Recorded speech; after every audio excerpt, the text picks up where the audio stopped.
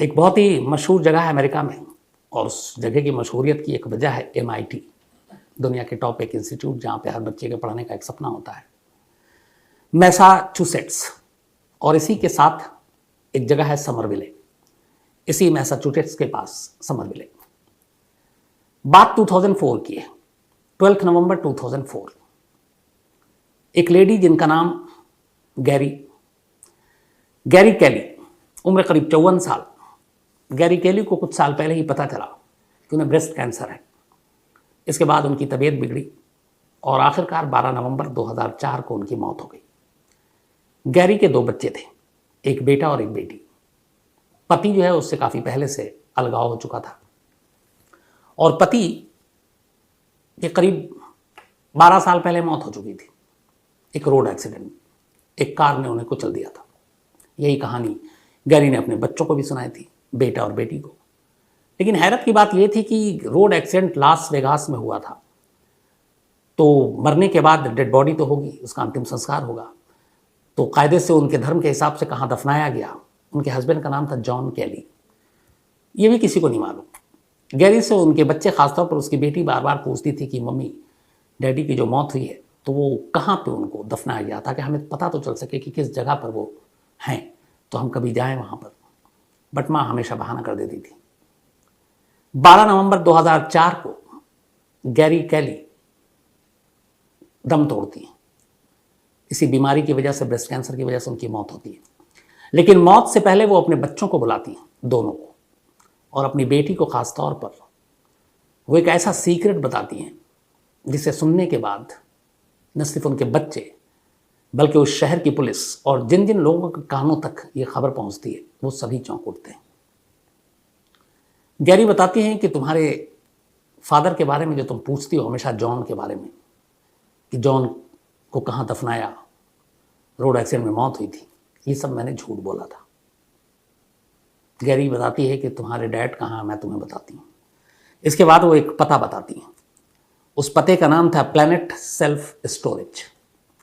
ये planet self storage एक ऐसा स्टोरेज, जैसे आप बहुत सारे लोग जो हम हिंदुस्तान में हैं, आमतौर पर बहुत सारे ऐसे कोल्ड स्टोरेज आपने देखे होंगे जहाँ खासतौर पर जिनका इस्तेमाल किसान करते हैं, जैसे वो उन सब्जियों या आलू को जो उगाते हैं, टमाटर, जो मार्केट और मंडी में पहुँचते पहुँचते ख़राब हो जाए या उस वक्त नहीं बिक रहा हो, तो वह एक किराया देते हैं और कोल्ड स्टोरेज में अपने सब्जी को, अनाज को, इन चीज़ों को रखवा देते हैं ताकि वो ख़राब ना हो। जैसे भी अपने कैमरामैन विनोद शिकारपुर के हैं, तो इनके यहाँ आलू हुआ था, तो अब आलू ख़राब ना हो जाए तो कोल्ड स्टोरेज में रखा गया, उसका कुछ किराया भी उन्होंने बताया था। कई सारे आलू ये लेकर भी आए थे घर पर। तो वैसे ही अमेरिका में भी ऐसे कुछ स्टोरेज थे जो किराए पे दिए जाते थे लोगों को। तो गैरी ने अपनी बेटी और बेटे से कहा कि ये पता है प्लैनेट सेल्फ स्टोरेज, इस स्टोरेज में जाओ, और उन्होंने एक नंबर बताया, और वहां पे एक फ्रीजर है, तुम्हारे डैड वहीं मिलेंगे। इतना कहने के बाद कुछ देर बीता और गैरी ने दम तोड़ दिया। अब मां की मौत से पहले यह आखिरी खुलासा था, एक तरह से एक डेथ बेड कन्फेशन था। एक ऐसा राज बता रही थी उसकी मां मरने से पहले, जिस पे 12 साल से पर्दा पड़ा हुआ था। अब यह राज क्या था, उस राज को खोलूं उससे पहले थोड़ा सा कहानी को फ्लैशबैक में लेके चलते हैं। 70s के आखिर में गैरी और जॉन कैली एक दूसरे से मिलते हैं। ये दोनों तब कैलिफोर्निया में थे, और कैलिफोर्निया में एक जगह है वेंचुरा, वहाँ पे एक मोटेल है, जिस मोटेल में, उसका नाम था विक्टोरिया मोटेल। तो विक्टोरिया मोटेल में गैरी एक मैनेजर के तौर पर काम करती थी, और वहीं पे जॉन कैली एक टेक्नीशियन के तौर पर काम करता था। दोनों की मुलाकात मोटेल में हुई, उसके बाद दोनों में प्यार हुआ, शादी कर ली, और उसी मोटेल के क्वार्टर रूम में दोनों पति पत्नी साथ रहते थे। कुछ वक्त के बाद इनके 2 बच्चे हुए, एक बेटी और एक बेटा। सब कुछ ठीक चल रहा था, लेकिन शादी के करीब 8-10 साल के बाद ही पति पत्नी में अनबन शुरू हो गई। छोटी छोटी बातों में लड़ाई झगड़ा। हालांकि जो मोटेल के मालिक हैं उनका कहना था कि जॉन जो है वो बहुत ही कूल, शांत स्वभाव का इंसान था, लेकिन गैरी जो है वो बहुत ज़्यादा शॉर्ट टेम्पर थी, गुस्सा आ जाता था, ऊंची आवाज़ में बात भी करती थी। लेकिन जॉन के लिए अपना काम करता, ईमानदारी से, कभी उसको टोका नहीं गया। वो अपनी पूरी जिम्मेदारी के साथ अपनी जिम्मेदारी निभाता। और गैरी की कई बार शिकायत भी आई मोटेल में, लेकिन फिर भी ये काम दोनों का चलता रहा। इसके बाद बीच में इतनी लड़ाई हुई इन दोनों की, अक्सर चीख चिल्लाहट, एक दूसरे पे गरजना बरसना, पड़ोसी स्टाफ भी सुनते थे। इधर बच्चे बड़े हो रहे, बच्चे भी देख रहे माँ बाप लड़ रहे। धीरे धीरे बच्चे बड़े हुए। अभी वो पूरी तरह से बड़े भी नहीं हुए, बहुत समझदार भी नहीं हुए, लेकिन माँ और बाप दोनों के इस बर्ताव को देखकर बच्चे माँ बाप से अलग हो गए। अब दोनों बेटा बेटी भी अलग हैं, कुछ रिलेटिव में उनके पास हैं। अब दोनों हस्बैंड वाइफ यहीं पे हैं। इस दौरान में 1991 आ जाता है और 91 में अचानक जॉन कैली इस मोटेल को छोड़कर चला जाता है। कहाँ गया कुछ पता नहीं। कुछ वक्त बीतता है, मोटेल वालों को भी फिक्र होती है कि जॉन कैली कहाँ, ड्यूटी पर नहीं आ रहा। तो उसकी वाइफ गैरी से पूछते हैं। तब गैरी बताती है कि वो लॉस वेगस गया हुआ था। लास वेगस में एक रोड एक्सीडेंट में कार ने उसे टक्कर मार दी और उसकी डेथ हो गई। लोगों ने अफसोस जताया। अब यहाँ पे कहानी ये थी कि गैरी के जो क्लोज रिलेटिव थे वो सब भी उससे दूर रहते थे, बच्चे भी दूर चले गए थे, माँ बाप से उनका मिलना जुलना नहीं होता था, और कोई था नहीं, तो ज़्यादा कोई पूछताछ करने वाला कोई था ही नहीं। एक शख्स जो गायब है उसको लेकर एक चिंता जो होनी चाहिए, वो इन रिश्तों की कड़वाहट ने उसको बहुत हद तक दूर कर दिया। कोई पूछने वाला नहीं। तो गैरी ने ये बताया सबको कि लास वेगस में एक्सीडेंट हुआ और उसकी डेथ हो गई और खत्म बात। बच्चे भी कभी कभार मिलने आते, पूछते, तो उसने यही बात उनको ही बताई। तब बेटी ने कई बार कहा कि अच्छा अगर एक्सीडेंट हुआ है तो उन्हें दफनाया कहाँ गया है, ताकि हम अपने डैड के उसमें जा सकें। उसने हमेशा उसको घुमा दिया और बताया नहीं। 97 तक गैरी इसी मोटेल में काम करती है और 97 में फिर वो मोटेल छोड़ देती है और कैलिफोर्निया से अब वो वापस मैसाचुसेट्स के इस समरविले इलाके में पहुंच जाती है और यहाँ एक घर में रहने लगती है। 97 में 91 में जॉन गायब, 97 में वो यहाँ रहती है। अब बीच बीच में इसके बच्चे और बेटा और बेटी भी मिलने आ जाते हैं। इसके बाद 2000 की तारीख आ जाती है। 2002-3 में पता चलता है कि गैरी को ब्रेस्ट कैंसर है। इसका इलाज शुरू होता है, लेकिन सब कुछ ठीक चल रहा था। 2004 12 नवंबर मौत एकदम करीब थी। गैरी को एहसास हो गया कि अब वो बचेगी नहीं, और तब उसने अपने दोनों बच्चों को बुलाया और फिर उसने वो बात कही जो मैंने आपको शुरू में कही कि तुम अक्सर पूछते हो कि तुम्हारे डैड कहाँ हैं। तुम्हारे डैड का पता मैं बताती हूँ। और उसने पता दिया एक स्टोरेज का। उसने कहा उस स्टोरेज में जाओ, वहाँ फ्रीज़र में तुम्हारे डैड मिलेंगे। अब जब ये बात कोई शख्स फ्रीज़र में, तो अपने आप दिमाग घूमेगा। लेकिन बेटी को फिर भी लगा कि माँ ने मरने से पहले झूठ नहीं बोला, सच है।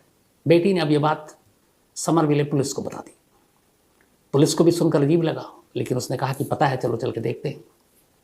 अब पुलिस की एक टीम गैरी की बेटी को साथ लेकर और बेटे को इस प्लैनेट सेल्फ स्टोरेज में पहुंचती है। वहां पहुंचने के बाद उससे, मालिक से और स्टाफ से पूछताछ होती है, तो पता चलता है कि हाँ, एक यहाँ पे रेंट पे रखा हुआ है, लेकिन उसको तो करीब 7 साल हो गए और उसका दोबारा कोई आया नहीं। तो उसने कहा आप लोग चेक नहीं करते हैं कितने टाइम से पड़ा हुआ। तो स्टोरेज के मालिक का कहना था कि ये स्टोरेज इसीलिए कि हम लोगों को रेंट पे, जैसे घर रेंट पे देते हैं, हम जगह रेंट पे देते हैं, तो कोई भी अपना सामान लाकर यहाँ रख दे, वो रख दे, जो पैसे हैं हम उससे ले लेते हैं।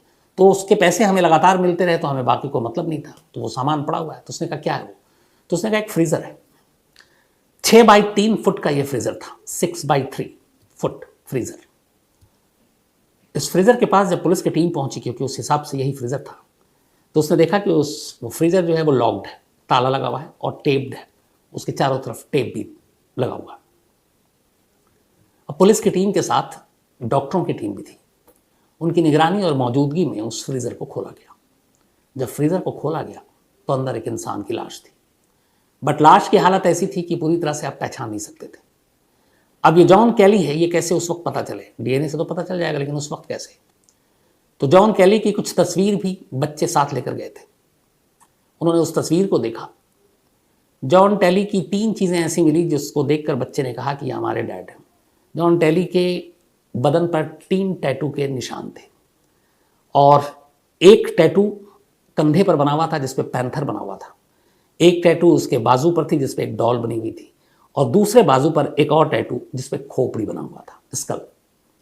इन तीनों को देखकर बच्चों ने कहा कि ये हमारे डैड के टैटू हैं, लेकिन फिर भी पूरा कंफर्म होना था। इसके बाद पुलिस लाश को भेजती है, पोस्टमार्टम होता है, डीएनए होता है। डीएनए से पता चल जाता है कि ये लाश जॉन कैली की है, और जब पोस्टमार्टम होता है तो उस लाश की खोपड़ी के पिछले हिस्से से एक बुलेट निकलता है। तो अब ये क्लियर हो गया था कि ये गोली मारकर हत्या की गई। जब बुलेट मिलता है तो पुलिस अब वापस गैरी के घर पहुंचती है, समरविले। वहाँ जाने के बाद घर की तलाशी लेती है। जब घर की तलाशी लेती है तो वहाँ से पुलिस को एक हैंड गन मिलता है, और उस हैंड गन की जब फॉरेंसिक जांच की जाती है और जो जॉन कैली की खोपड़ी के पिछले हिस्से से गोली मिली उसकी जांच की जाती है, तो पता चला कि इसी हैंड गन से ये गोली चली थी। .38 कैलिबर की ये गोली थी, बुलेट थी। तो इसका मतलब ये था कि जॉन कैली की गोली मारकर हत्या की गई थी। अब पुलिस ने फिर 91 से सारी कड़ियों को जोड़ने की शुरुआत की। पता चला कि आखिरी बार जॉन कैली को 1991 में देखा गया था। डॉक्टरों ने जो पोस्टमार्टम और फॉरेंसिक जांच की उसके हिसाब से जॉन कैली की मौत करीब 12 साल या 11 साल पहले हुई थी। तो पुलिस के हिसाब से ये मौत 1991 या फिर 1992 में हुई। अब यहां पे एक और अड़चन आ गई कि अगर 91 या 92 में मौत हुई तो फिर अगले अगर 92 में होती है तो नेक्स्ट 5 ईयर कैली की लाश कहां थी? क्योंकि इस प्लैनेट सेल्फ स्टोरेज के रिकॉर्ड के हिसाब से यहां पे ये फ्रीजर जो रखा गया था वो रखा गया था 1997 में। अब 97 से 2004 तक ये रखा रहा है, जिसका मतलब है कि 7 साल तक फ्रीजर इस स्टोरेज में रहा। लेकिन पोस्टमार्टम रिपोर्ट, आई विटनेस, बाकी लोग बता रहे हैं कि इसकी मौत जो हुई वो 1991 या 2 में हुई है। तो अगर 1 में हुई तो 6 साल तक लाश कहाँ थी, और 2 में हुई तो फिर 5 साल तक लाश कहाँ थी? अब पुलिस ने जब इसकी छानबीन की तो पता चला कि एक फ्रीजर ऑलरेडी रखी हुई थी गैरी, और इस फ्रीजर को जब वो समरविले पहुंची तो गाड़ी में ढोकर अपने घर ले गई थी, और ये फ्रीजर इसके पास इसके घर पे ही रखा रहा 97 तक। मतलब अपने पति का कत्ल करने के बाद अपने पति की लाश को इसने अपने करीब रखा, और फिर 97 में इसने एक गाड़ी बुक की और इस फ्रीजर को, जिसमें उसके पति की लाश थी, इस स्टोरेज के बारे में पता किया गया कि रेंट पे जगह देते हैं, उस स्टोरेज में रखवा दिया, और इस तरीके से 7 साल वहां रहा। अब पुलिस के लिए यह था कि आखिर एक पत्नी जिसने कत्ल किया उसके पास बहुत मौके थे। वो उस लाश को कहीं जला सकती थी, वो उस लाश को कहीं फेंक सकती थी, उस लाश को कहीं बहा सकती थी, लेकिन जो लाश उसको कानून के शिकंजे तक पहुंचा सकता था, उस लाश को उसने हमेशा अपने करीब क्यों रखा? यह सवाल पुलिस को परेशान कर रही थी। इस पर पुलिस ने, फिर बाकी एक्सपर्ट्स ने बहुत गहराई से छानबीन की। तो जो निचोड़ निकला वो ये निकला कि गैरी कैली एक ऐसी औरत थी जो होशियार भी थी, पढ़ी लिखी भी थी, एक मोटेल में मैनेजर थी, और उसने शायद कहीं ये पढ़ा या समझा था कि अगर कानून से बचना है तो लाश को खुद से दूर मत रखो, बल्कि लाश को खुद के करीब रखो, कोई शक ही नहीं करेगा। अब यहाँ पे आइडियली उसके लिए ये ज़्यादा आसान था, इसलिए कि पति तो था नहीं, वैसे भी झगड़ा, बच्चे माँ बाप से अलग ही हो चुके थे, रिश्तेदारों का किसी का आना जाना नहीं था, दोस्त कोई था नहीं। तो कुल मिलाकर जिंदगी में गैरी अकेली थी। उसे पता है उसके घर में कौन आएगा, और कोई आएगा भी तो कुछ देर रहेगा और चला जाएगा, न फ्रीजर की तरफ नजर जाएगी, न फ्रीजर के बारे में पूछेगा। और कानून को चकमा देने के लिए उसने कहा कि हो सकता है लाश ठिकाने लगाने में वो पकड़ में आ जाए। तो इसलिए उसने करीब 5 या 6 साल तक लाश को अपने पास रखा, घर के अंदर फ्रीजर में।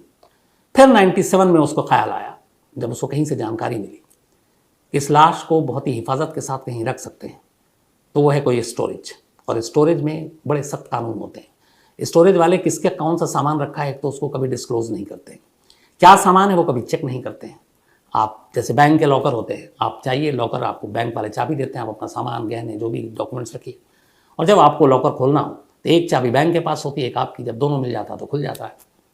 तो इस स्टोरेज के भी कुछ नियम कानून यही थे।